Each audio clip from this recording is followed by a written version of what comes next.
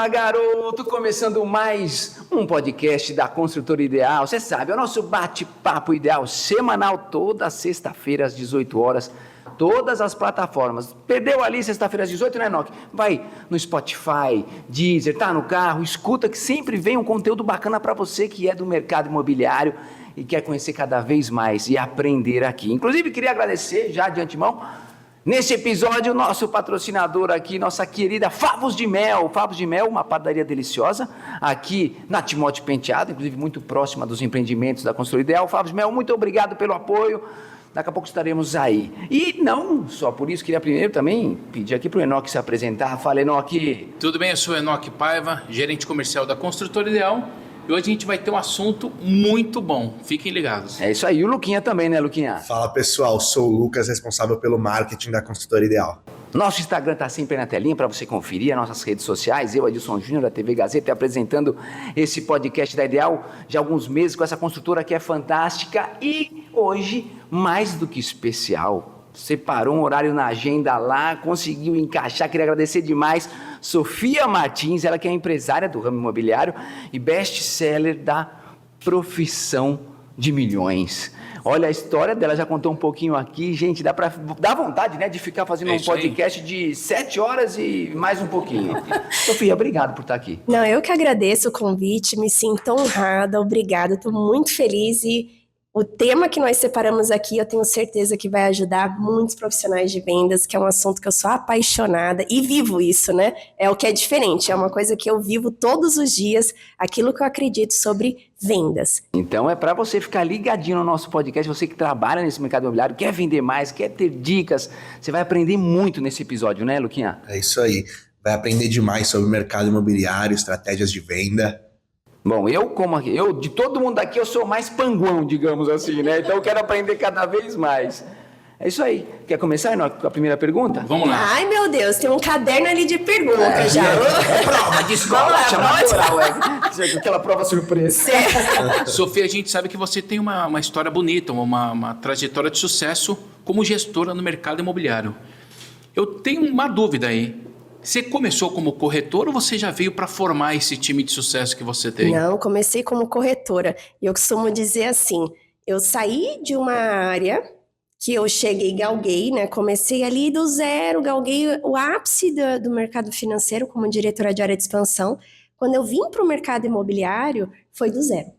Então, eu não tinha carteira, porque eu não podia acionar a mesma carteira do que eu tinha, eu não tinha ajuda de ninguém, eu não tive nada, porque eu não tinha nenhum profissional, amigo, parente, nada nessa área, nada. E com quantos anos era essa época que você tinha? Eu tinha ia fazer 30, né, 29. Nossa, recente. 30. Recente, vai fazer 11 anos de mercado imobiliário. E eu sempre falo assim, que as pessoas olham uma questão exponencial de uma carreira, mas eu falo assim, a pergunta correta é o que eu fiz, sabe? Porque o como é que as pessoas não querem pagar aquele preço, né?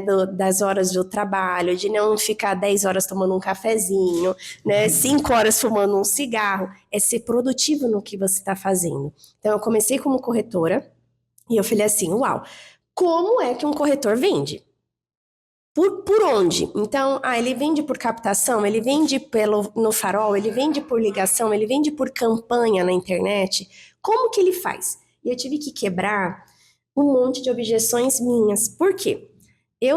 Uma voz infantilizada, né, fininha, imagina. E eu falei assim, vou vender de oferta. Corretor vende assim? Então eu fiz no meu planejamento. Vender de oferta. Vender de oferta. Então eu fiz todo um planejamento de quantas ligações eu tinha que fazer por dia, para ter um número de aceite, uma estatística. Então, isso já era muito boa, então eu coloquei uma estatística em venda, até eu conseguir vender por ligação. Então, atrás da minha cadeira, e eu tenho corretores que fez plantão comigo, tá? Eles sabem, são meus amigos. É prova disso, é pode prova escrever disso, aí, pode escrever. Fale comigo necessário. Então, às vezes a pessoa pode olhar e falar assim, a Sofia, é muito dura, né? Muitas pessoas acham isso até, né, que trabalham comigo. Mas é o objetivo, porque senão você fez uma ligação e fala, a pessoa não quis, me tratou mal. Olha quanto tempo. 1 segundo ligando, eu vou usar 10 essa tática, viu, falando. Sofia? Eu não sabia dessa tática. Vou falar no carro. Fala comigo somente o necessário. Porque você ter uma produtividade é diferente de você trabalhar muito. Então as pessoas elas acham que elas vão ficar ali 10 horas no plantão, chega cansado, mas também não fazer nada cansa. Cuidado. Então eu vi muitas pessoas que não vendiam há meses naquele plantão. Mas parecia que estava trabalhando o dia E chegava inteiro. cansado, mas não estava sendo produtivo. Então são duas coisas completamente diferentes. Então eu fiz esse planejamento. E eu nunca tive um orgulho de falar assim, poxa, eu já tinha ali uma carreira, né, algumas graduações, doutoranda, de fazer ligação e levar um monte de não, xingo, né? Que às vezes o corretor, mas não quero. Não, tem corretor que fala, não é para mim. Não, e aí a oferta, né? consegui vender disso, mas eu fiz vários planejamentos. Então eu mapeava ali quem quer morar aqui, onde está, quais lugares frequenta. Essa tua dica é muito importante, é como se fosse organização, né? Eu sou uma pessoa Total. muito organizada, Eu sou. extremamente. Só que essa organização tem gente que acha que é perda de tempo, e não é ganho de tempo. É muito importante o Fica mais planejamento, fácil. mas o plano de ação. Porque Plano- também tem a isso. pessoa que é muito organizada, mas ela não tira do papel nada. Então não adianta nada.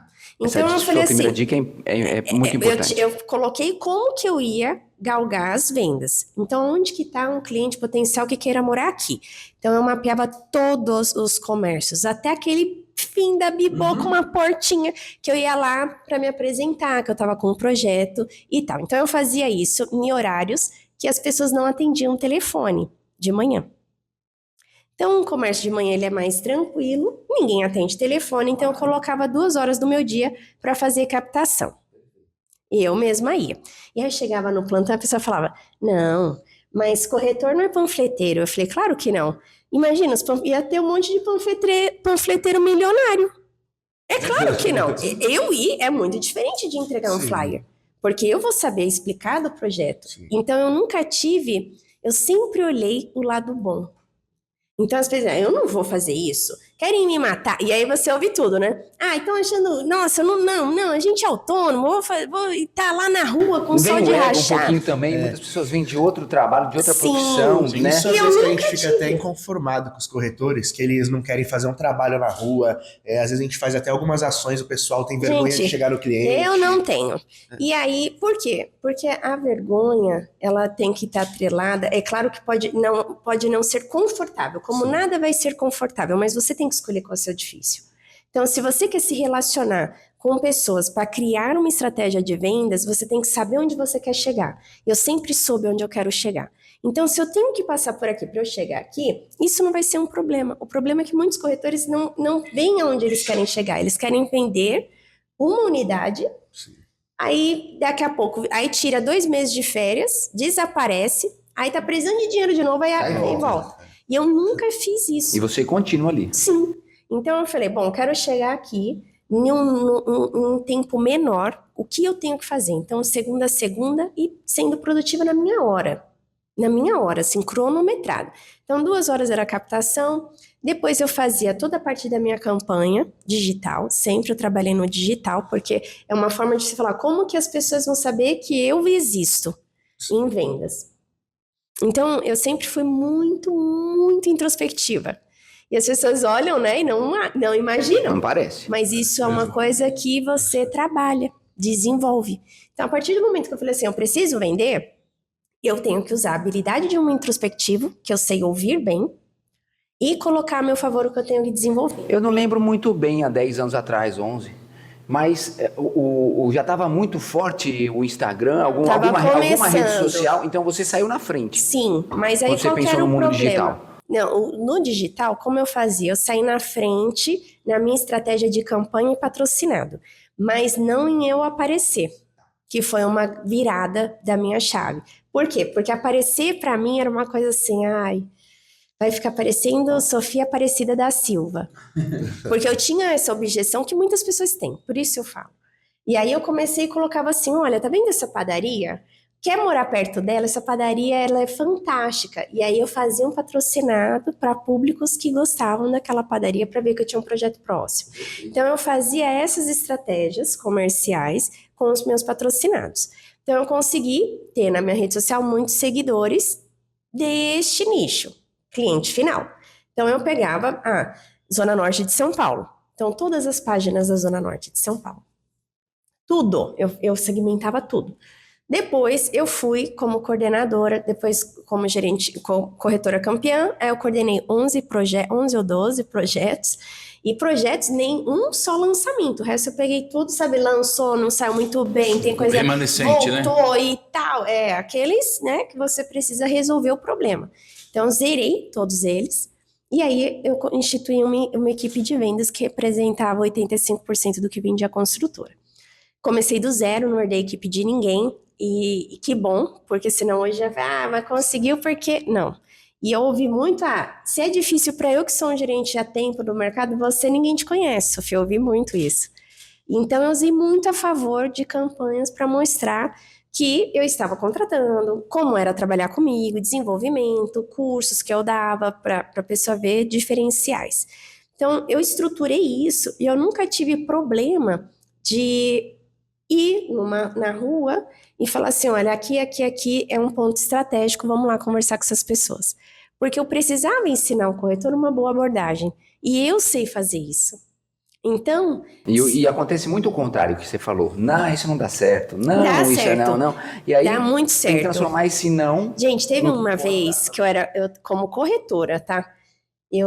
Época de chuva. E aí, época de chuva, eu contratava, sempre final de semana, eu contratava 1, 2 panfleteiros, porque eu ficava aguardando um cliente já de agendamento chegar, só que eu queria o meu material circulando. E em época de chuva, vocês sabem, os panfleteiros não entregam, né, nenhuma agência, porque eles não ficam na chuva. E aí eu falei assim, nossa, eu não tenho concorrência, né, porque nenhuma empresa tá com panfleteiro na rua. E aí eu mandei fazer uma capa para mim de chuva diferente, com um logo assim da construtora atrás, e uma capa bonita e um guarda-chuva bonito, mandei fazer. E eu falei, na próxima chuva eu vou. Por quê? Você vai em alguns lugares de um carro blindado, e a gente que usa carro blindado, você sabe, você não abaixa o vidro. Mas se você vê uma pessoa com um bom crachá, bem vestido, com aquela capa que eu tava, a pessoa abaixa o vidro. É o cartão de visita. Porque a pessoa olha e fala assim, pô, tá chovendo. Coitada, eu vou pegar só coitada dessa menina. Né? Maquiada. E eu maquiada do mesmo jeito hoje aqui.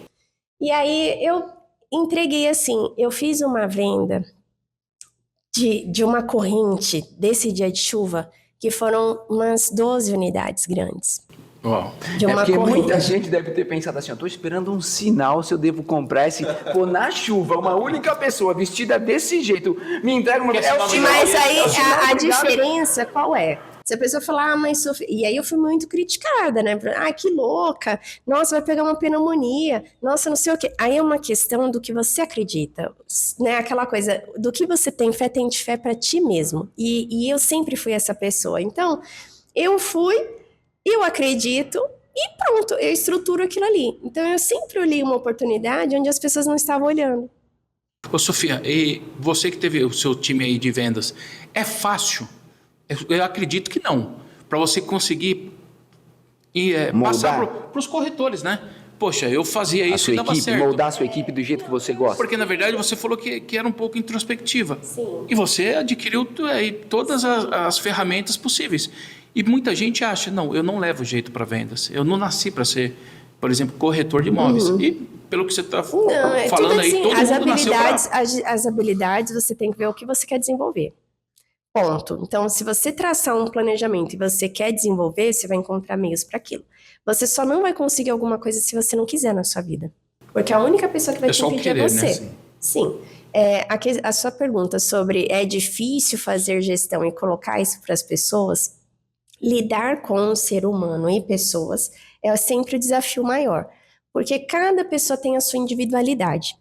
Então, eu fui gestora desde os meus 21 anos, em outro nicho, com outras argumentações. Eu sempre gostei muito de fazer gestão, por respeito ao ser humano. Então, eu gosto de mostrar para a pessoa que se eu consigo, ela também consegue, e o porquê das coisas. Não é só chegar e falar assim, pessoal, a gente tem que pegar e vender 70% na largada desse projeto aqui. Todo mundo quer isso. Mas eu, como líder, eu faço o quê? Olha, eu tenho esse planejamento aqui, a gente vai mapear isso daqui, vai fazer isso daqui, a gente precisa fazer X ligações por dia, a gente precisa fazer X captações, a gente precisa ter X agendamentos para o final de semana para X acontecer, e desse X a gente ter X% de venda. Tudo é uma conta matemática. Cada variação do que acontece no mundo, teve pandemia, tem isso, juros, não sei o quê, você já tem que calcular um percentual daquilo ali, porque é previsível também. Então, você tem que ajustar e trabalhar um pouco mais para ter aquele resultado. Então, por exemplo, eu tenho que fazer X ligações por dia para ter esse resultado em venda nisso aqui, nenhum ajuste necessário de uma taxa de juros ou em alguma coisa que acontece na questão política, econômica, você precisa fazer outro X. E isso é só fazer parte de um planejamento de vendas. Então, quando você consegue ter clareza para mostrar para as pessoas o caminho e aonde elas precisam chegar, se torna um caminho mais prazeroso. Porque a pessoa ela sabe o porquê ela está indo trabalhar. E não de chegar e falar assim, hoje acontece muito isso, o corretor não conseguiu vender, ele chega em casa decepcionado, a família cobra, você tem conta e parece que você se sente a pessoa mais fracassada do mundo. Agora, se você é um líder e você mostra e fala assim, olha, tá vendo isso daqui? Aqui, você tem uma média de variação de vendas na cidade de São Paulo, o poder de decisão de um cliente são de 70 dias médio. Então, vamos fazer um planejamento de 70 dias para a gente fazer isso reduzir para você conseguir fazer a sua venda. O que você precisa fazer para isso? Então, quantos dias você folga na semana? X. Quanto tempo você trabalha eficaz? X. Quanto tempo em ligação? Quanto tempo de captação? Quantos clientes você tem que ter para essa conversão? Isso é uma conta matemática. Então, que poucos fazem, por natureza. Então, você precisa, se você tem 10 agendamentos no final de semana, a probabilidade vão ir 3 para 3, 1 fechar. E aí, às vezes, tem corretor que não tem agendamento nenhum no final de semana e ele quer vender. Você não vai vender. Você não tá com... Ele tá esperando, na verdade, cair um balão apagado no colo dele, para ele pegar e guardar, né? A proporção de você vender numa visita, etc., é igual um raio cair na sua cabeça. Existe a possibilidade, mas ela é menor. Então, eu nunca esperei por isso. Agora, pessoas e captações, você tem que colocar aquilo ali. Então, todos os dias, você tem que colocar a sua dose de ação. E aí, você tem que olhar. Comi bola hoje, não consegui fazer essa ligação, não consegui captar X clientes que eu preciso pro dia, porque você tem que saber. Então, você tem que saber que no outro dia você tem que recuperar aquilo do dia anterior. Senão, cada vez mais, os 70 dias vai ficar um dia mais longe. No dia da semana, tem o dia que fala, esse é o dia tem melhor, estatisticamente, mais quente para se vender? Não, você pode vender bem na segunda, na terça. Depende do nicho, depende da região de São Paulo. Tem muitos estudos sobre isso, por região e comportamento de consumo. Então, eu vou falar para você um comportamento de consumo médio-alto na cidade de São Paulo. Que aí a gente tem as métricas de contratos assinados e negociações iniciadas. Um cliente de médio alto e altíssimo, ele tem uma probabilidade grande de fazer fechamentos às segundas-feiras, que é onde as corretoras adoram folgar. Não entendo, eu não entendo. Olha aí, gente, olha a dica. Adilson, eu tô a Sofia Martins não entende essa folga de segunda. Não, eu nunca faltei segunda. Mas você ia de segunda a segunda ou você pegava segunda? Então, eu trabalho mesmo. Segunda não vai ter mais folga lá no plantão. Segunda-feira... gente, acabou, hein? Se você vê a quantidade... Por quê? Essa pessoa, ela quer iniciar e resolver a semana dela com algo. Então, ela decide aquilo que ela olhou no final de semana, ela vai tomar tomadas de decisões. Pode olhar que grandes conselhos, etc., nas principais empresas ocorrem às segundas-feiras. Reuniões de planejamento e tal. Então, é um comportamento de consumo. Quando você olha um segmento, Minha Casa Minha Vida, você olha que são pessoas com um perfil que? Assalariado. Perfil assalariado, hora assalariada. Hora assalariada, você tem a sua grade de horário que as pessoas não conseguem fazer outra coisa porque elas são assalariadas. Né? Ela não pode ficar mexendo em rede social, ela não pode ficar respondendo mensagem que não é de trabalho naquela hora. Então, médio, baixo são aos finais de semana. Que é quando a pessoa ela vai parar, pegar a família dela e resolver aquilo ali. Isso é um ponto. Semana, você vai atender muito comerciante. Porque ele vai fechar a loja, ele vai querer resolver aquilo, porque o final de semana é cheio o comércio dele, ele não vai querer fechar coisa. Então depende muito qual é o seu produto e quem é o seu público consumidor daquele produto que você tem que mapear. Então, se eu estou nessa região e o potencial comprador são comerciantes, você tem que fazer muitas ações na semana. Ô, Sofia, deixa eu tirar uma dúvida com você. Muda de empreendimento, de localização, Muda. então Muda de sempre tem que ter um produto. mapeamento novo. Muda de produto, localização, renda, porque às vezes você está com um produto, só que a renda ela é outra, então é um outro perfil de cliente, de consumidor, de investidor, é um estudo bem profundo. Para, né? Deixa eu tirar aqui a dúvida. Até por causa que o Lucas, para a gente ficar esperto nisso. O agendamento, a segunda-feira, conforme você falou, durante a semana, o comerciante, a postagem, para a gente poder fazer também, a gente, dependendo do produto, a gente tem que intensificar mais nesses dias também. Depende Você vai precisar entender qual é o comportamento de consumo daquela pessoa. Então, por exemplo, tem um produto que esse cliente, a minha visitação ela é maior no final de semana. Você tem que intensificar a partir da quarta-feira adiante, porque se você intensifica no começo da semana, a pessoa já esqueceu. A verdade é que Porque, né, Agora, a gente acaba... nas redes sociais a pessoa vê, de repente, um post. AdWords acaba fazendo essas coisas, porque você deixa o dia todo, vai embora. Aí vai embora inteiro. Aí pro nosso público a gente coloca, vai horário de almoço, depois de horário de expediente, para aparecer que aí você mais. vê que é aqueles horários. Sim. Então, se você está falando num altíssimo padrão, por exemplo, então você tem outros horários de consumo dessa pessoa. Não é só o dia, é o horário. É o horário. Eu lembro que eu te falei, ó, posta às 11 horas, que eu tenho um para soltar amanhã do Moriá. Eu vou te mandar. Sim. Posta sábado, que é o que ela falou, é o perfil. Porque se a gente posta na segunda, é até interessante, mas ele não tem tempo na semana. Pra olhar. Quem vê na rede social já esqueceu. Sim. É isso Ele aí. vai olhar. Então, ofertas ativas, né, é importante. É legal fazer no início da semana para um cliente de mais alto padrão. É interessante porque ele precisa se planejar para o fim de semana dele. Se você só fizer quinta e sexta, para um cliente desse que a agenda dele ele já vai viajar, não faz sentido. Você tem que fazer no início e reconfirmar no final de semana, na quinta e na sexta. Agora, para um cliente já do fim de semana, você já precisa fazer mais próximo. Então, depende muito quem é a sua persona. Depende muito. Isso é fundamental. Primeiro, saber quem é aquela pessoa que vai consumir o que você está vendendo, para você desenvolver um planejamento. Você quando faz, né, que tá guiando o seu grupo, eu vi que você pavimenta a estrada para eles, né? Tipo, Sim. olha, o resultado é que você falou, eu quero vender 100% do Isso aí. empreendimento, todo mundo quer. Sim, Mas como você lá, vai fazer isso? Você pavimenta a estrada. Alguns, mesmo os novatos, dão alguma dica, falam junto ou eles só ouvem e ponto final? Você gosta de... Eu deixo sempre aberto para a pergunta, porque às vezes não, né? O óbvio precisa ser dito. Quando você já tem uma experiência, eu tenho uma experiência de gestão de 20 anos, não é muito tempo. E para mim, às vezes, é uma coisa tão óbvia daquilo ali, que você passa ali e ok, mas para outra pessoa, aquilo ali é difícil de entender. Então, eu sempre falo, gente, faz sentido? Alguma dúvida, alguma consideração? Porque às vezes a pessoa ela vai dar uma ideia que eu posso nem utilizar aquela ideia, mas a gente pode lapidar esse algo bom. Isso, exatamente. Isso que eu ia te Porque perguntar. são Se você recebeu alguma gerações. ideia que você fala, opa, aí dá pra... Sempre. Eu De tenho pessoas ideias de novas. seguidores, e eu adoro, por exemplo, eu na minha equipe, eu gosto de pegar várias gerações.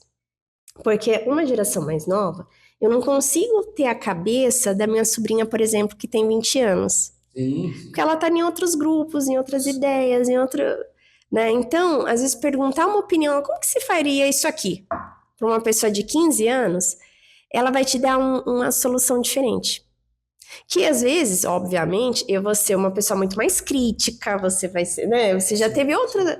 Mas você pode pegar alguma coisa do que falar aquilo ali e melhorar já no que você está fazendo. Então, é muito importante você ter essa humildade na Sim. escuta. Até cada tipo de rede social, né? Minha filha, por exemplo, eu mostrei na época um negócio que eu estava fazendo para uma empresa grande.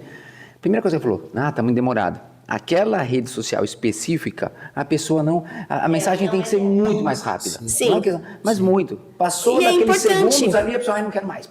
E é importante, E às qual vezes é o público que você quer atingir? Então, pergunta. Então, assim, eu, por exemplo, geração milênio, geração baby boom, você tem que olhar quem que é aquele cliente. Então, às vezes a gente está lidando ali com altíssimo padrão e as pessoas querem se comunicar com uma geração que não é aquela geração que vai comprar aquele projeto. Ou muitas vezes o cara fala assim, não aguento essa geração, não, pra mim é demais. Tem gente que fala isso, assim, o cara não quer se atualizar. E varia muito, porque, por exemplo, eu estava agora recente em Miami, fazendo um curso sobre como a mudança de comportamento o que mudou, né? A mudança de comportamento de consumo pós-pandemia. Porque também mudou muito comportamento, e o que isso impacta no mercado imobiliário. Então, impacta em muita coisa. Aí você olha por continente, você olha N coisas. E tudo acaba impactando no fim, né, o que é média global. E aí eu estava olhando o quanto que as pessoas elas paralisam num tempo e fazem a mesma receita sempre, sendo que o ser humano muda. Entende? E aí você não sabe mais o que faz sentido naquele momento, já não faz mais hoje. E aí a gente tem que saber com vendas a lidar com isso, com outras objeções. Hoje o cliente ele está muito mais informado. Eu costumo falar isso para os corretores. Muitas vezes o cliente ele vem no seu produto, ele vai te fazer algumas perguntas que ele já sabe a resposta. Sim. Porque ele já estudou. Principalmente quando trabalha com um projeto pronto, né? Sim. O cliente que chega lá naquele prédio, ele sabe quem é o vizinho de cima, o vizinho de baixo, quanto que é o valor do condomínio. E se o corretor não tiver atualizado nisso, o cliente vai pegar ele. Tem muita ferramenta ele de não pesquisa. vai ter confiança. E vender confiança, né? Se você não passar uma credibilidade, você não vai ter a segunda chance para isso. Então, é obrigação. Eu nem perco tanto tempo na parte de, o que um corretor tem que ter? É sua obrigação saber. Já parte daí. Você já tem que ir lá, você tem que estudar, é sua obrigação. Você não está fazendo nada demais em você saber 100% do projeto que você está vendendo. Agora, o relacionamento humano, você desenvolver, você saber atender as pessoas, isso é uma habilidade, que aí você precisa se preocupar mais, você precisa ouvir mais, aquele corretor que fala demais, enche o saco. Entendeu? Ninguém gosta de vendedor assim. Não que minta, mas a verdade que eu falo, hoje a ferramenta de pesquisa é tão rápida, eu tenho tão clientes ao vivo meus ali, que o cara falou, um metro quadrado aqui custa 9 mil, o cara vai lá e não, peraí, tô vendo aqui, não, é 7 mil aqui, modo dizer, sabe, o cara pesquisa na hora. Parece que o corretor tem um medo do preço ali, só que você vai olhar ali, não é preço e valor, né? Se você tá com muito medo e fica negociando só preço, você não sabe o que você está vendendo, porque tudo tem um valor, um preço e o valor agregado. Então, por que desse medo, né, de falar? Na verdade, o que acontece? Eu já trabalhei em um projeto que teve um problema de solo contaminado. E o que aconteceu? Depois foi feita a descontaminação e não é normal do cliente vir e perguntar, esse solo teve contaminação? E eu falava para os corretores. O corretor ficava indignado quando eu acompanhava na venda. E falava que sim. Sim, teve solo contaminado, sim. Foi feita a descontaminação. Corretor, mas vai queimar a venda. Eu falei, você acha normal essa pergunta?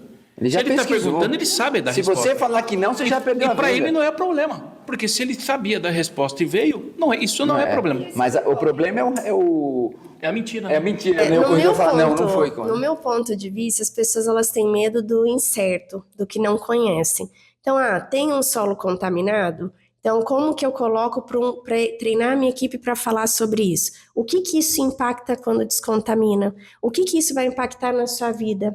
E aí, você sendo treinado, e você vai mostrar para ele, teve isso daqui, mas olha, aqui era uma fábrica de cadeado, por exemplo. Então, só da ferramenta daquilo ali, a contaminação é uma coisa simples. Você não pode fazer uma horta. Aqui, você vai fazer uma horta? Não, porque você tem um prédio. Você vai pôr num vasinho. Você não vai fazer uma horta no prédio. Então, isso não vai impactar em nada no que você tem aqui. Um exemplo, tá? Mas aí você pega várias questões para treinar a pessoa a ter segurança no que ela está falando e não omitir a informação quando o cliente já perguntar. sabe da resposta, né? Eu tenho clientes, principalmente, quando você está num nicho mais alto, esses clientes, eles lideram outras pessoas, eles são empresários, eles sabem como que funciona. Eles já sabem praticamente tudo ali. Então, como que você atende essa pessoa? Você tem que estar muito preparado, né? De mostrar para ela o porquê que ele precisa daquilo ali, que às vezes ele nem sabe que precisa. E não pode ter receio quanto a isso, entende? Nenhum. Eu até brinco, eu tenho um cliente que fala, já dá para você vir trabalhar comigo, que tá bem atualizadinho aí a taxa. Voltando um pouco no assunto, você fez todo esse novo formato, né? Esse da cadeira eu adorei, né? Fale comigo somente o necessário. É, E com certeza teve um resultado. sim. E aí a empresa já foi conversar com você para você subir de cargo? Outra Sim, empresa olhou sim. você e falou, não quero você para mim? A Qual foi a meritocracia, consequência? a E em quanto tempo, meritocracia, mais ou menos, que veio essa consequência da com um meritocracia? ano eu já era sócia, e aí eu fui Um ano? galgando aí toda essa minha gestão por questão de opção mesmo minha, né? Eu precisava, num momento de vida, de assumir algumas responsabilidades, por isso eu voltei para São Paulo, enfim, então, por conta disso. Mas nesse período, acho que entre gerência, coordenação, corretora, gerência e etc., diretor e CEO, o quê? 4 anos, 5. É meteórico o negócio. É, Mas é porque eu realmente faço das minhas horas valerem. É um exatamente. resultado que é difícil uma pessoa fazer em pouco tempo, como eu fiz. Mas é porque as pessoas não querem pagar o preço daquilo ali. É E é o que isso. você Então, falou, não é, fazer não é esse a número de quantidade de venda, horas. São, mas eu tava lógico, segunda igual, como se eu não tivesse vendido nada. e com uma meta e um formato eficiente. Sim, por Porque um pode ter gente que propósito faça a dela. mesma coisa, que tenha horas e horas de trabalho, mas não está com formato eficiente. Sem foco. Exato. Às vezes o pessoal está trabalhando, mas se distrai com uma rede social aqui, igual você fala, fiquei 12 horas, mas Aí efetivamente quantas vezes quantas eu não horas? vi corretor em plantão, vendo YouTube, vendo não sei o que. Gente, eu nunca fiz isso. Eu não faço isso na minha vida hoje. Eu tenho uma presença forte digital, mas eu não fico olhando a vida de ninguém na rede social. Se eu tô olhando alguma coisa, é alguma questão para minha criação, sabe, criativa de conteúdo. Mas eu não fico perdendo tempo com E nada. você hoje em dia, já num outro patamar, né? Num outro padrão que você tem que atingiu no mercado, dá uma vontade de um dia você falar assim, pô, eu queria ficar num plantão hoje, que nem eu fazia alguns anos atrás. Tem essa vontade? Olha, é que eu acho que hoje, no meu formato, não é nem a questão de não estar num plantão, né? Hoje me pagam para eu conhecer um plantão, para eu fazer uma divulgação. Então hoje eu tenho tem que ter um Sim, certo, mas tem tá alguma numa coisa. A pergunta é o agenda, né? seguinte, mas assim, o que você sente saudade daquele momento? Assim, pô, eu falo isso porque eu posso voltar para alguns trabalhos no teatro, em novela. Sabe o que eu acho, eu falo, ó, assim? aquele momento me dá uma saudade daquele. Eu acho que a saudade seria mais das pessoas em si, sabe? De troca, das coisas que você às vezes fala e fala, ó, você vai conseguir, vamos fazer por esse caminho. E você vê que a pessoa conseguiu quando ela estava, sabe, desmorecida. Corretor que fala, não vou vir mais, não vou conseguir, isso daqui não é para mim. E aí você consegue mostrar um caminho e ver que a pessoa consegue. Eu acho que isso é uma coisa que é honroso, que eu gosto de lembrar. E de algum cliente, assim, que foi emocionante a venda, que você fala, sabe, Eu acho que toda venda é muito única. Fez tantas transações e importantes que não é só por VGV. Se você pegar na minha rede social, nesses 10 anos, agora eu vou completar 11, eu nunca mencionei nenhum valor de VGV comercializado na minha vida, por opção minha. Porque eu não quero pôr um valor de ser uma boa transação somente com muitos zeros. Porque você às vezes pode estar negociando, às vezes não, né? Você está negociando um estúdio, às vezes é a vida ali daquela pessoa, é o primeiro imóvel, você ajudou aquela pessoa a conseguir aquilo. Então eu acho que fica tão fútil quando eu chegar e falar, mas a internet quer ver o quê? Que eu negociei uma ilha, que eu negociei já 30, 40, 50 milhões de dólares, de euros. Mas e daí? A sua conta já tá o dinheiro ali, que bom para você, né? Que bom para mim. Mas o que eu aprendi com isso? O que eu aprendo com isso? Não é mais importante aquela pessoa ou menos importante a outra. E as pessoas têm que tomar muito cuidado sobre isso com alto padrão, porque elas querem colocar o valor nas pessoas pelo número de zero do que elas podem comprar, e não é assim. Eu já tive muito cliente que teve um bom atendimento comigo de apartamento médio baixo, que me indicou pessoas que compraram investimentos altíssimos comigo. Porque foi atendido de igual modo. Obviamente, uma negociação muito grande requer de você habilidades técnicas maiores, óbvio. Mas a pessoa ela precisa daquilo ali, se assessorar daquilo ali. Mas como você trata as pessoas, como você as faz sentir, é tudo em uma venda. Seja ela do valor que for. Isso é o alto padrão para mim. E você, vamos falar um pouco de mercado imobiliário do exterior, internacional. Você já foi para algum país, pesquisou, conheceu do mercado, se é igual ao Brasil ou não, Europa, Estados Unidos? Eu conheço 62 países. Desses 62, trabalhei muito em expansão, etc., quando eu estava na área financeira, mas no mercado imobiliário, desses 10 anos, todos esses 10 anos, eu sempre fiz questão de tirar minhas férias e fazer um curso em algum país que eu estava, sobre o mercado imobiliário. Sobre o mercado imobiliário. Sim. Então, coloca aí, dos 10 anos, 11, 12 países eu estudei mercado imobiliário, mesmo, Tem algum país profundamente. que é peculiar que você gostaria de falar? Eu tenho hoje, meu eixo, né? Meu eixo é atendimento ao brasileiro, né? E nós temos aí 4 milhões de brasileiros que moram fora do Brasil. Então, esses são meu potencial cliente também. Eu atuo muito em Nova York, Miami, Portugal e Singapura. Então, esses eu conheço muito o mercado, porque eu faço negociações nele. Mas, se eu falar para você, Japão, foi estudar compactos no Japão. Não tem nada igual à tecnologia de um compacto japonês. Quantos metros quadrados? 9. O cara mora em 9 metros quadrados. 9 metros. Uma Mas eu vou gaveta. te falar, não é uma gaveta, você acredita? Tem ali em cima, é uma Olha coisa em que cima da você mesa de consegue. sinuca, bicho. Mas você consegue viver ali. Então, é uma coisa muito diferente. Singapura, tecnologia. Você está numa rua que tem obra, não tem sujeira, é uma obra limpa, é uma obra cimento verde, tem uma série de tecnologias em Singapura sobre a construção civil totalmente diferente de qualquer parte do mundo. Então, você não vai ver lá tantos arranha-céus, etc., mas você vê uma eficiência de construção. Aí você vai para Miami, em Sun Isles, você olha lá as fundações de abalo sísmico, que você olha em cima, o que você tem que colocar, tem uns pêndulos no Japão de torres muito altas, que é uns pêndulos em cima, porque é ambiente de terremoto, para a torre não mexer. Então é uma tecnologia incrível, que isso também tem em Miami, com esses arranha-céus. Dubai, né? Mas Dubai eu fiquei um pouco impressionada com questão de construção, já fui algumas vezes para lá para estudar mercado, porque lá é uma cidade, um país que cresceu muito, mas não tem tanta infraestrutura.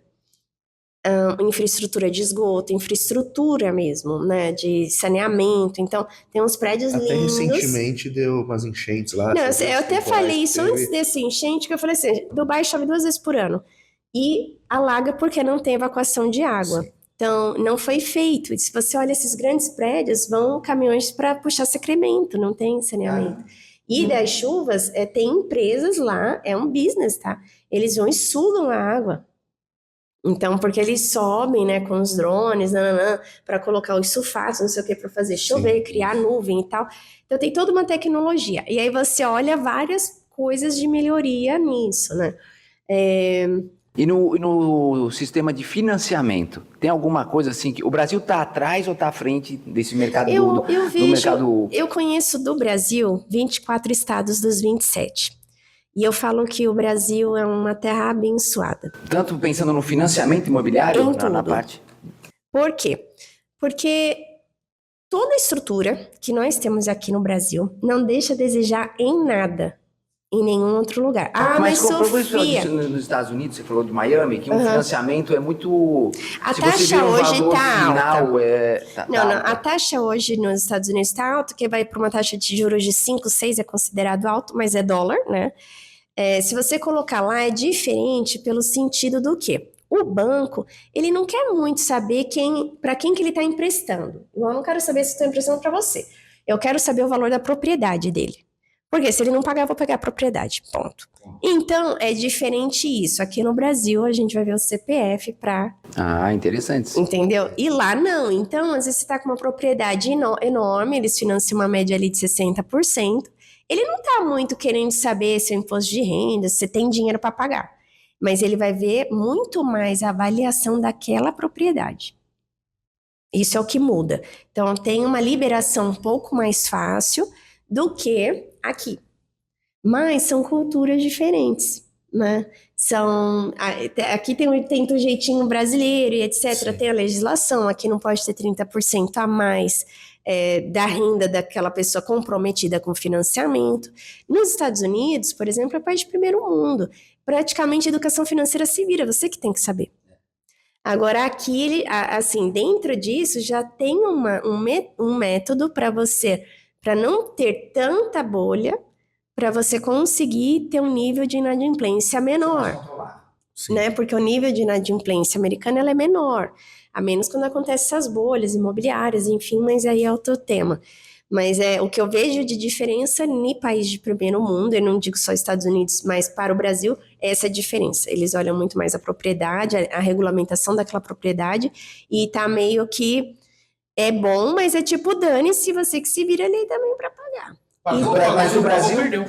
É isso. Mas o Brasil está bem, então, nesse segmento. Sim, Está bem sim. avançado. Aqui eu vou te falar que a gente não perde em questão de muitos métodos de construção, de projetos. Você vai para o Maranhão, não deixa a desejar em nada lá fora. Você vai para Paraíba, esses dias eu estava falando com o dono da Setai. Os prédios que ele faz aqui, você vê em Miami, ó, e é pouco divulgado. Eu vejo que fora as pessoas divulgam mais do que aqui. É claro, tem o Bentley, tem não sei o que, 6 milhões de dólares, 7, 8, 9 milhões de dólares, tudo lá é isso. Então, as penthouse, você vendeu 60 milhões de dólares, tudo as penthouse nessa faixa ali. Então, não é tipo normal, né, em dólar. Só que as pessoas, elas têm muito mais uau, por conta disso, são algumas bandeiras que assinam, de hoteleiras, marcas e tal, que lá já atuam mais tempo, mas aqui no Brasil a gente tem também. Então, qual o seu momento de vida para aquilo, né? Que é o mercado, vai comprar um imóvel sempre não é igual comprar um carro, uma camiseta, né? É igual aquela casa de €1 na Itália. Você já viu isso, Sim, né? sim. Casa de €1 na Itália, mas depois você vai pegar papelada para ver quanto Não, que vai é custar dívida essa casa ativa. de €1. É que quando você vai para Portugal, por exemplo, eu tenho lá negócios lá, aí é toda uma cultura sobre o retrofit, é muita coisa de patrimônio histórico, como que você vai fazer. A documentação de lá é difícil, licenciamento de lá é difícil. No final vai dar quase que o valor de você comprar uma casa Sim, sem dúvida. normal. Não é A barato. taxa de juros Europa para não é financiamento é barato. mais baixa que aqui, né? E para reforma também. Você lá consegue adicionar, mas tem todo o trâmite legal, por exemplo, você tem um valor para quem é nativo e para quem não é, Sim. por exemplo. E o que aqui no Brasil não é assim. Então aqui você pode pegar um monte de pessoas que tá regulamentada no país que não é diferente a legislação tributária. Fora sim, entendeu? Então, por exemplo, eu estava lá na Universidade de Miami, aí eu estava vendo. Ganhei o curso, etc., 60 mil dólares, 3 meses e tal. Para quem faz faculdade lá, quem é nativo é um preço, quem é estrangeiro é outro. E é 10 vezes mais caro um estrangeiro. Você não vê isso aqui nas faculdades. Tá tudo Não, igual. às vezes ao contrário. Entendeu? Você tem Às vezes é o benefício e contrário. incentivo Sim. para um estrangeiro estudar. Então, eu vejo que tem muita coisa em primeiro mundo. Não, tem tudo muito bom, mas a gente tem que olhar o que temos de bom também aqui, para não ter aquela síndrome de olhar só o que é de fora é bom. Mas melhor. o corretor estrangeiro, ele tem o perfil do semelhante ao corretor aqui do Brasil? Porque você falou que você trabalhava de segunda a segunda. Eu acredito que lá fora não tem isso, né? Não. Assim, eu até brinco, né? Eu tenho muitos amigos lá fora. E eu vou falar que é bem diferente. Eu falo que o que a gente trabalha aqui para fazer lá em resultado, a gente teria muito mais resultado. Sim, porque, por exemplo, eu tenho a Jill, que é a principal corretora de Miami, que se é de Miami é dos Estados Unidos inteiro, porque o VGV dela é fortíssimo lá, você tem a venda e o contrato você é ranqueado, então é público, né? O valor intermediado versus... Então você não é igual aqui que fala que vendeu, mas você não sabe nem para quem vendeu e tá todo mundo vendendo tudo, né? E aí você vê a quantidade de vendas que acontece no Brasil, não tá dando todo o VGV que a pessoa tá falando. Lá não dá para ser assim. E a Jill, por exemplo, que ela é uma parceira minha de negócio, ela é a primeira dos Estados Unidos há uns 15 anos. Porque ela vende uma questão de $1 bilhão por ano. Há muitos anos. Ela, fora a imobiliária dela, que a família trabalha e tal. E aí, quando você vai olhar essas pessoas pontuais, você vê a importância dela com a pessoa, com o ser humano.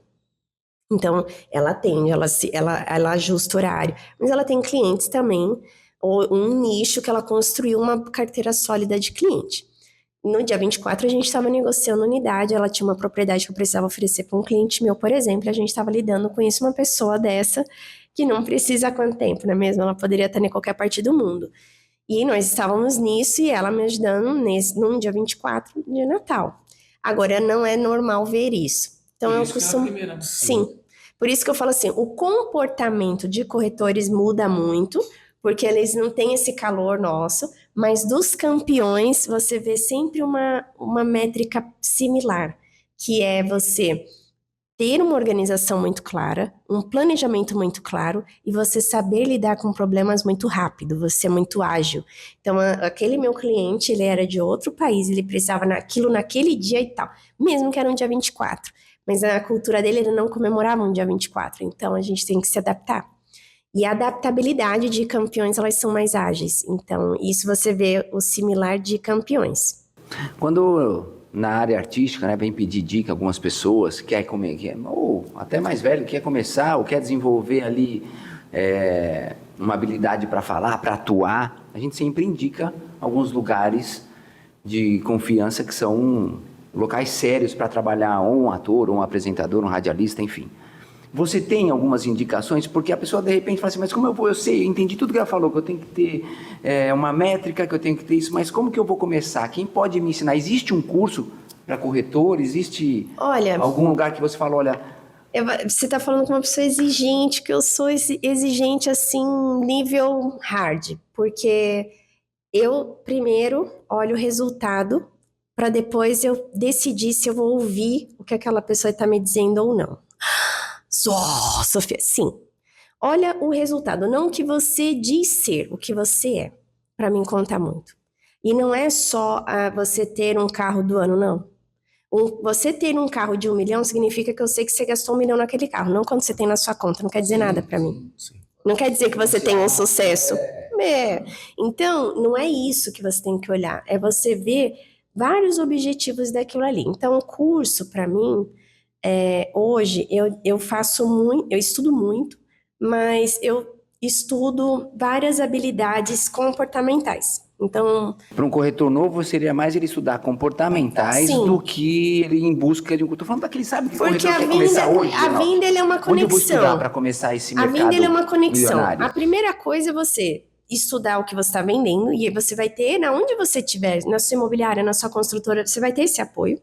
Porque ninguém melhor do que quem constrói aqui Ideal, ninguém melhor do que o pessoal daqui me explicar o projeto da Ideal. Ponto. Ninguém vai ser melhor do que você para me vender um produto daqui. Então, eu tenho que sentar com você para falar sobre isso.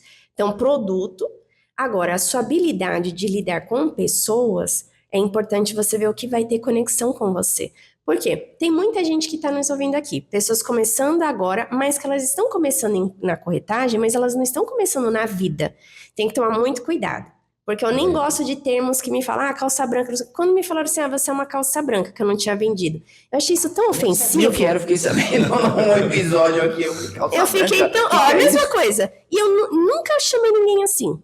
Sabe por quê? O que isso faz sentido? A pessoa, então tá vindo pro mercado imobiliário, a gente zera o que você tem na sua vida, porque você não é ninguém aqui porque você não vendeu.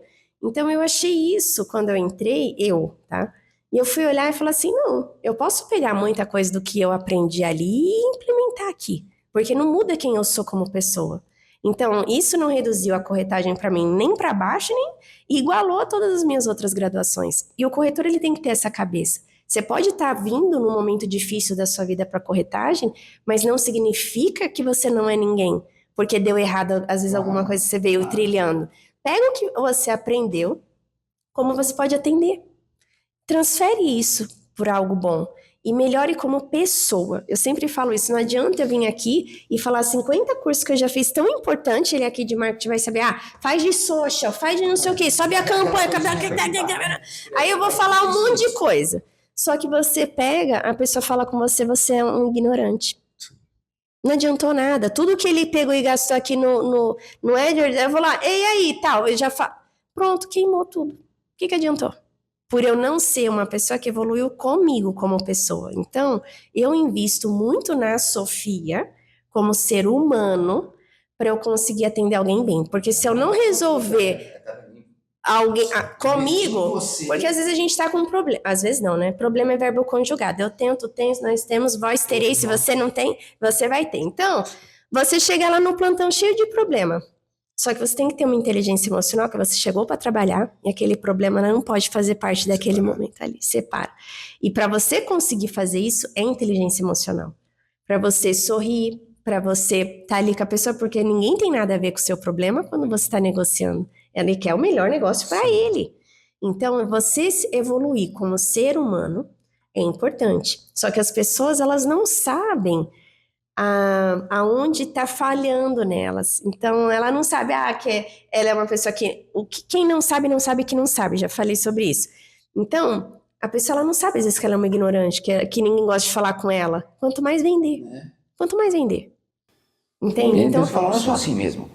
Só assim não vai mudar. Não vai Então mudar. tá bom, você é rico, você tem quanto zero na sua conta? Quer fazer um método agora, para quem tá ouvindo? É uma conta básica. Você quer ver se você é um vendedor bom? Você tem que saber quanto você tem na sua conta bancária. Aí o seu método tá dando certo ou não. Se não, meu amigo, você tem que ter a humildade de engolir assim, ó. E falar assim, eu preciso mudar. Porque isso aqui que eu achei a minha vida inteira que tá dando certo, não tá dando resultado. E às vezes dá certo numa época, muda uma geração. Mas não está dando já resultado. não tá mais dando resultado, porque então mudou. Você tem que...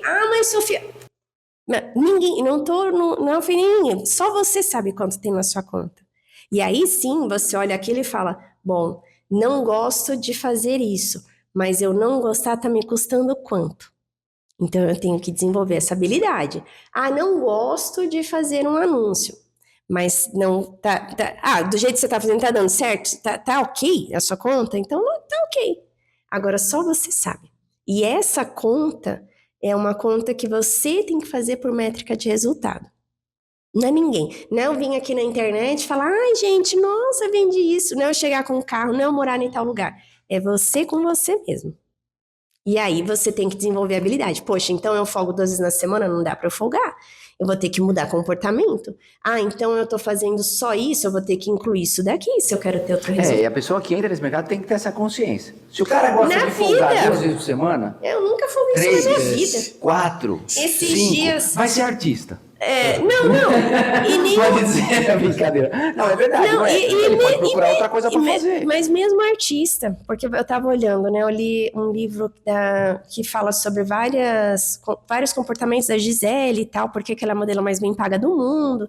E é uma artista. Quando você olha o quanto ela dedica para ela conseguir desfilar da forma como ela desfila, meu Deus, ela fica não sei quantas horas em cima de um cavalo para ter equilíbrio. Aí ela fica não sei o quê, aí come não sei o que lá. Meu amigo, é muito difícil. Treinamentos que é como se fosse trabalho, tá treinando. Mas aí as outras modelos quer ganhar o que ela ganha, mas não percorre o que ela percorre. Não quer pagar o mesmo preço, né? Entende? Então, a pessoa ela tem que olhar. A pergunta não é o que você ganha e tal, a pergunta é o que você faz. Então, fiz isso em 10 anos, mas o que eu abdiquei em 10 anos? Você quer chegar em tal lugar, mas o que você está abdicando? Ou você só está chegando no plantão e reclamando que a construtora não me deu isso. Tá faltando aquilo ali. Porque se fosse esse produto, você escuta isso. Tem perfil de pessoas. Por isso que eu falo, existem profissões e profissões, todas são boas, todas têm seus momentos ruins. Porque às vezes tem pessoa que é muito importante para ela, por exemplo, estar no final de semana com a família. Tudo bem, ele pode procurar outro trabalho. Mas aí ele tem que estar num trabalho que ele não vai, ou num nicho que ele não vai, entende? É procurar. Eu falo isso, porque às vezes a pessoa uma vez um amigo falou assim pra mim, eu não respondo ninguém depois de tal horário. Eu falei... Então, de repente, tá uma profissional. Eu já vendi para clientes super importantes para mim 4 da manhã, porque era o horário que ele tinha, com perguntas corretas. Qual horário é melhor para te contactar? 4 horas, Sofia. Ok. Eu já fui em reunião domingo às 6 da tarde. É isso, não tem. Domingo, 6 você da tem que tarde. escolher qual que é seu difícil. Qual que é seu difícil? É isso? Ou seu difícil é você não ter uma vida próspera? Você tem que escolher qual difícil você quer. Né? Pra mim, isso não é Tem que difícil. abrir mão de alguma coisa. Porque você tem que se entender. Porque às vezes cada a pessoa pessoa tá no tem. lugar errado, não tem jeito. Sim. E aí é bom quando uma pessoa abre na verdade, os olhos. A pessoa se conhecer, às vezes ela se vê que tá no lugar Você vê errado. que tá no lugar. Vai para um lugar que é O que não é negociável pra você, que dá pra você ajustar e pôr um método? Entendeu? Você tem que olhar.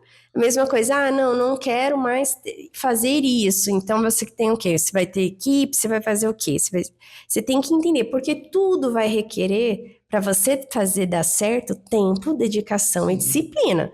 Aí a pessoa quer misturar que ela quer ser indisciplinada para ter resultado em alguma coisa, dificilmente. E aí, assim, é um mercado, como a gente está falando, super próspero e tal, e tem gente que nasceu para isso, tem o dom, você tem o dom, tem gente que é o esforçado que supera o dom muitas vezes. Sim, eu E acho tem gente que... não é só por causa da cifra, a pessoa que não, fala, olha... Sim, eu não acho que eu tenho dom, se for parar para falar. Eu acho que eu coloquei que eu queria chegar aqui e ser melhor nisso e eu trabalho nisso para isso. Eu via muito mais desafios de eu não conseguir do que eu consegui, por exemplo. Porque às vezes o dom, eu vejo muitas pessoas que têm como se comunicar muito bem, que sabe, e que eu nunca me enquadrei naquilo. E eu tive que estudar, me esforçar para aquilo. Então, às vezes o corretor ele fica olhando uma pessoa ali que ela já tem uma desenvoltura melhor em umas coisas, mas ela tem dificuldade em outras, né? E tá tudo bem. É só ela, eu acho que aqui não tá nem agora a moda é propósito, né? Tá. A pessoa às vezes ela nem sabe muito bem o que é propósito da vida dela, mas você tem que saber o que você, aonde você quer chegar. Você sabe, traça um plano. Senão, aí você descobre um propósito no meio do caminho. E para fazer isso, você vai... A pessoa fica, ai meu Deus, qual que é o meu propósito? Sei lá, mas você quer chegar onde? Você quer dar uma vida próspera para os seus filhos? Né? Sim. Você quer fazer o quê? Você quer dar faculdade para os seus filhos? Você quer ter a casa para os seus pais? O que você quer? Você, de repente, descobre o propósito no meio do seu planejamento de ação, você fazendo, e tá tudo bem também. Então, a gente tem que parar muito de idealizar que você nasce com uma coisa. Eu acredito que não são as pessoas mais brilhantes que chegam lá, já falei muito sobre isso, mas quem não desiste, né? Eu dou sempre o exemplo do Thomas Edison, porque ó, a gente tá aqui, a luz, tal, Thomas Edison, beleza. Só que você acha que ele foi a primeira pessoa que pensou nisso? Não, porque eu já tive em Israel várias vezes, aí você olha lá em vários lugares, lamparina, queima o dedo, ó, difícil ligar o negócio com azeite, acender, tenta, é difícil. Com certeza alguém pensou, poxa, tem um jeito mais fácil. Mas ele fracassou 10 mil, ele não fracassou, né, que ele falou, não, eu encontrei 10 mil formas que não funcionaram. Mas ele foi a pessoa que não desistiu de uma ideia. De repente, muitos outros físicos antes dele tentaram e pararam antes das 10 Às mil vezes era a vezes. próxima ideia que ia dar certo, né? Entende? Então eu não acho que isso seja o dom tal, mas a persistência com disciplina. Então, nada vence uma pessoa quando ela quer fazer acontecer. E aí não importa de onde você nasceu, não importa quem é, sabe? Quem que é herdeiro ou de money, ou não sei o que você vê que você não tem essa pessoa que te indicou. Não importa. Agora importa você saber onde você quer chegar. E você traçar esse plano e não parar até chegar. Porque você vai cair, você vai levantar, você vai machucar, só que você não desistir. E você pegar aquilo e olhar como algo bom. Todo dia de manhã, na minha rede social, eu sempre dou bom dia ou boa tarde e falo assim, não terceirize isso a ninguém. Sabe, de você ter uma vida boa. Porque hoje as pessoas, hoje não, na vida delas é sempre isso. A gente tem que ser autorresponsável. Eu não tô vendendo isso aqui, porque a construtora não me ajudou. Porque o gerente que sentou na mesa não é bom. Porque você está terceirizando. Você está terceirizando. Ontem mesmo uma pessoa me perguntou na rede social, Sofia, qual que é a sua opinião sobre, sobre o quanto a imobiliária tem de impacto no resultado do corretor? Eu nem respondi no público, respondi ela no particular, porque você tem que explicar 10 posts, né, para a pessoa entender. Porque é mais, assim, é mais doído que eu vou falar. Eu falei, olha, eu acredito que a pessoa, na vida dela, seja corretora ou imobiliária, quem seja, o padrão você tá ali do imóvel, mas enquanto você estiver esperando ou terceirizando a culpa para alguém, você nunca vai sair do lugar. Sempre você vai encontrar um culpado. O que você pode fazer com o melhor? No fundo, você acha que você nem precisa Eu tava evoluir. num plantão que 6 meses não vendia, eu vendi 12 unidades, e aí? O corretor falava, aqui não vende. E tá, então, você não vende. Eu vou fazer as minhas tentativas. Sim. Então é muito diferente. Poderia ter o mesmo resultado dele, fazendo as atitudes dele. Quando eu vi as atitudes e ações, é outro mundo. Então eu poderia ser vítima, Ou eu poderia pegar aquela situação e ajudar. Ah, não tem ninguém para sentar na minha mesa. Tá, então eu vou aprender a fazer. Então, tá. E quando você coloca esse método de você ter esse pensamento de solução das coisas, a prosperidade está na solução das coisas. Então, eu não tô culpando ninguém. Nunca você vai ver, nunca na minha vida eu culpei ninguém. Porque aquilo ali tá me ensinando e por que eu não aprendi, o que eu tenho que fazer e vamos lá. Então, eu nunca fui a pessoa que fala, nossa, eu acho que o fulano... Não, o que disse eu posso aprender disso? Então, vamos lá. Você pega o que não aconteceu e transforma. Porque a vida é minha. Eu sou a protagonista da minha vida. A partir do momento que eu dou autoridade para outra pessoa, se a culpa é minha também. Verdade. Não é? É isso. Show de bola. Olha quanta dica teve. Não, demais. Meu, tá louco. Esse podcast aqui tá demais. Esse episódio tá demais. E a pergunta que não E quero aí calar. parece só um ponto. E aí parece que eu sou insensível, entendeu? E não é. Não é. Você pergunta pra ela. É É diferente. que as coisas estão misturadas hoje em dia. O que você falou é verdade. Porque aí já fica, se eu já respondo, meu Deus, a Sofia é meio máquina, é meio robô, eu tenho a Sofia. Eu ouvi muito isso. Eu falo, gente, racionaliza isso. Você tá com muito sentimento onde você tem que ter tomada de decisão e ação. Deixa o sentimento para outro lado da vida. Isso, outro momento. Esse negócio de novela, ele não é a vida real. Então, você tem que olhar e resolver, fazer. Levanta e vai, né? Uma curiosidade que até eu e o Enoque viemos percebendo ultimamente, por que as grandes empresas têm focado tanto em experiência ao cliente? Olha, isso, eu amo esse tema.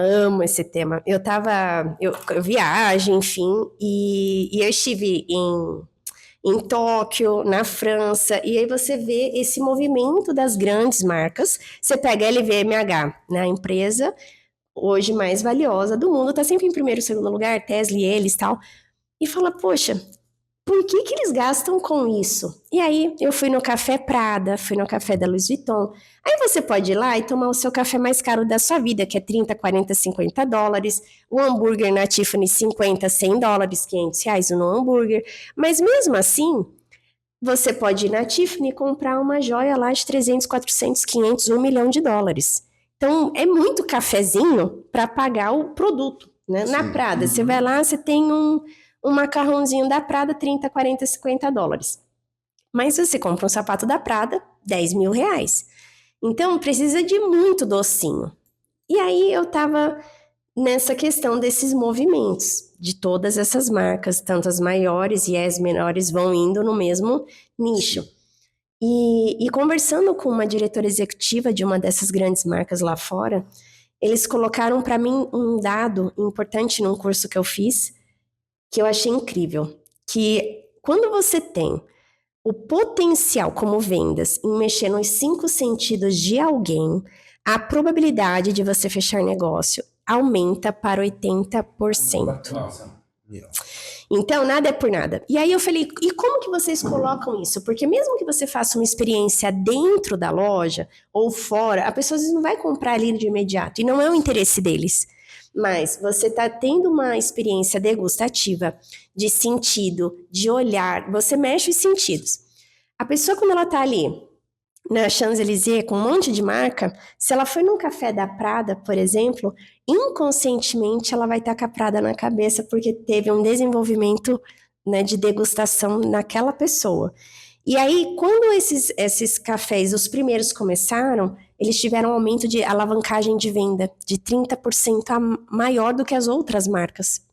Olha que interessante. Então, praticamente, esse café ele não se paga, mas ele se paga no lucro da loja maior, que é o que precisa. Então, aí você olha essas experiências, e aí cada vez mais as empresas elas estão colocando uma verba para a experiência, para conseguir mexer sentimento em você, porque venda é sentido. Sim. Então, hoje a pessoa ela quer vender o negócio para você, mas ela não quer entender qual é a sua dor. E venda, eu preciso mexer com os seus sentidos primeiro, para eu conseguir te mostrar que você precisa daquilo. Então, inconscientemente, não é uma coisa de falar assim, come isso aqui, mexe nisso, escreve isso aqui, tá vendo? Sente o cheirinho que você vai comprar. Mas é uma coisa que é inconsciente do ser humano. Então, se você já vai em grandes lojas, você vai ver que as lojas principais, elas já têm o cheirinho delas, porque é uma identidade, ela quer que a pessoa tenha aquela memória. Você passa, às vezes, no shopping, Afetiva. você sente o cheiro e fala, opa, Sim, a loja tá aqui do lado. Porque isso tem um estudo, porque para despertar na pessoa isso, a temperatura da loja de ventilação, para te deixar no conforto para aquilo. Então, tem lojas, tem técnicas de lojas, por exemplo, você vai na Moncler. Moncler é casaco de neve, eu tenho alguns. Você chega lá, você tá um pinguim, meu amigo, você tá um pinguim naquela loja. Por quê? Você precisa do casaco. Mas a temperatura é estudada para não ser inconveniente, mas despertar em você que você precisa sair dele com um casaco. Um casaco de 10, de 20, de 30 mil reais. Você precisa dele. Mas tem todo um ambiente. Então, E já você se usa olha, isso no mercado imobiliário? tem um movimento, pelo menos sim, um movimento isso? porque muitos incorporadores estão trazendo algumas marcas, inclusive algumas marcas eu também trago para cá, como Baccarat, Aston Martin, várias marcas, para trazer essa experiência. Então, você consegue pegar essa experiência das pessoas que se hospedam numa rede hoteleira, ela quer ter aquela sensação que ela tem no hotel na casa dela.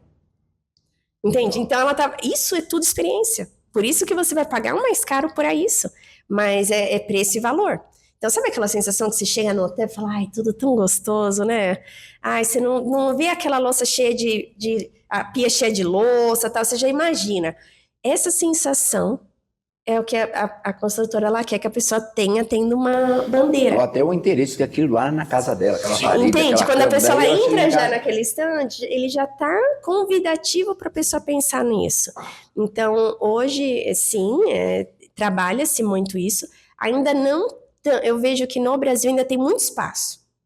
Porque lá fora você tem muitas experiências, assim, sensitivas, sabe, muito mais fortes e investe muito mais, porque são projetos com outro VGV, aí você tem o percentual de marketing maior, então você consegue fazer experiências maiores.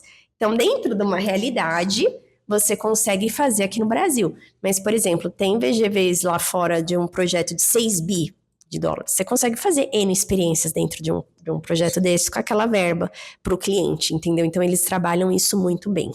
Muito bem, você olha agora o hotel, né, ali na França, a Louis Vuitton fez aquele tapume milionário para construir o hotel. Só a mídia do que deu aquele tapume já pagou o tapume. Mas é por quê? Porque é o primeiro hotel que a Louis Vuitton está assinando.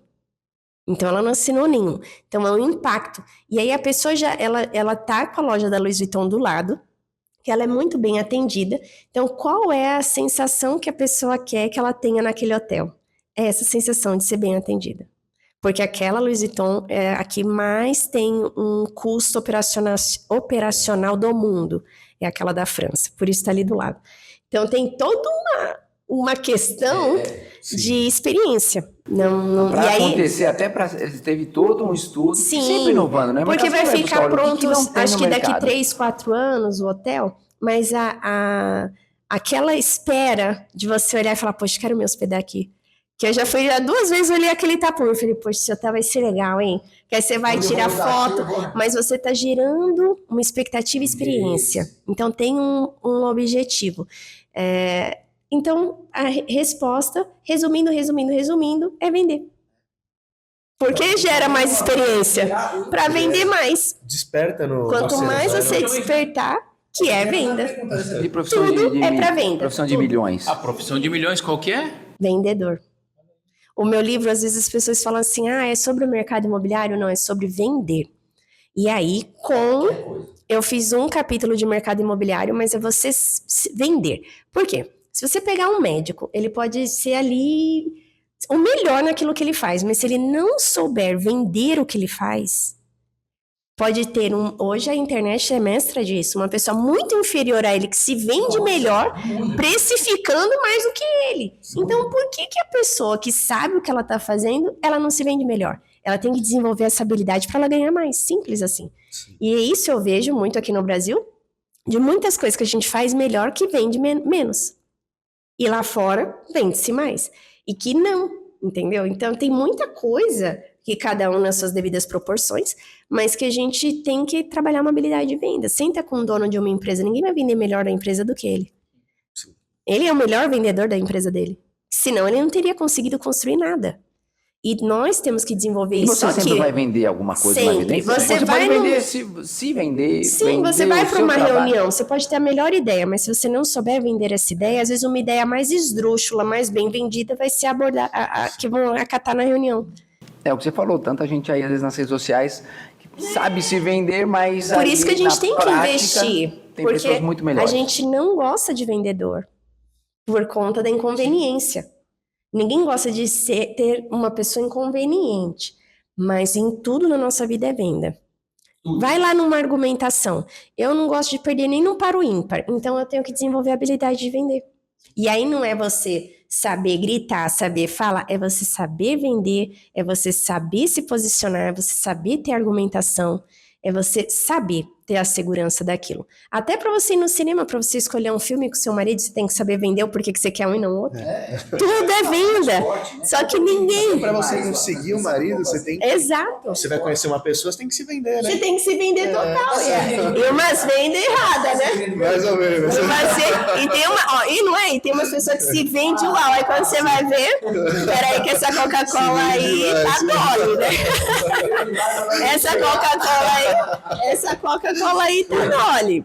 Não, porque a pessoa ela vende, né? E aí o bom vendedor, ele tem que ver a capacidade dele e se tá na mesma proporção de como ele tá se comunicando aquilo, né? Pra estar alinhado. Sim. Porque senão a pessoa só tá ali julgando. Pô, aquela pessoa tá falando aquilo e nem sabe fazer, mas ele tá se vendendo bem, ele tá dando a cara ao tapa. Se você é bom também nisso, mostra. Vai se atualizar, né? Isso é importante. Nossa, até nosso Big Dog aqui tá querendo falar.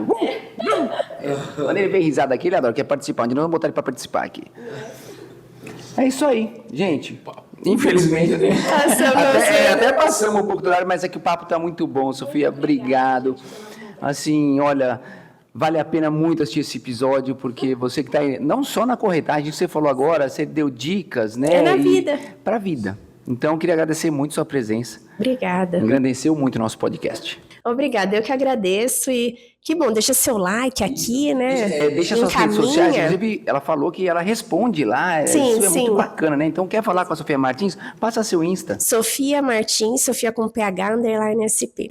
tá aí no GC, pode perguntar, qualquer dúvida, você viu que é pra vida. Muito obrigada. É isso aí. Enoque. Queria agradecer mais uma vez, ela sabe, estava conversando com ela, falei, sou fã, acompanho, vejo obrigada. todos os vídeos. Eu fico nervosa quando alguém fala isso pra mim. Gente, a Sofia, sexta-feira, Sofia. Não, Dá pra eu chegar falei umas pra 9 ele, da manhã? gente, porque a gente, quando tá com as coisas na rede social, né? Aí quando alguém vem e fala, nossa, assisti tudo, assim, eu falo, gente, a gente acha que ninguém tá assistindo, né? Aí eu fico, mas obrigada, eu fico honrada, Ô, viu? Sofia, fala aí, qual que é o nome do livro? A Profissão de Milhões. É um manual. É um manual. E eu vou lançar o segundo, em agosto. Todos convidados aqui, hein? E vai ser meu aniversário. Então, assim, não gosto de lançamento do livro, mas vai ter que ir Mas, no meu posso falar de aniversário. bastidores? A Sofia contou um pouco a história da vida dela. Um dia você vem pra contar da sua vida? Venho. Olha, vai ser o primeiro podcast que eu vou falar da minha vida, Então hein? separa. Pra falar da sua vida, primeiro tem que ser no bate-papo Porque é ideal. difícil eu falar. Você vê a A história da introspecção? vida dela é incrível, eu só posso falar isso. Ai, bom? obrigada. Eu Combinado, venho sim, hein? combinado. Promessa. Legal, que bacana, foi Obrigada, demais. gente. Um abraço. Já virei fã também, muito obrigado pela presença. Eu que agradeço. Obrigada, gente. E vou ler o livro. É isso aí. Tchau, pessoal. Fala, garoto. Foi mais um podcast fantástico esse. Bate-papo ideal da Consultora Ideal. E até a próxima sexta-feira. E fique ligado sempre em todas as plataformas. E obrigado mais uma vez, Favos de Mel e todo mundo presente aqui nesse Bate-papo Ideal. Tchau, tchau. Tchau.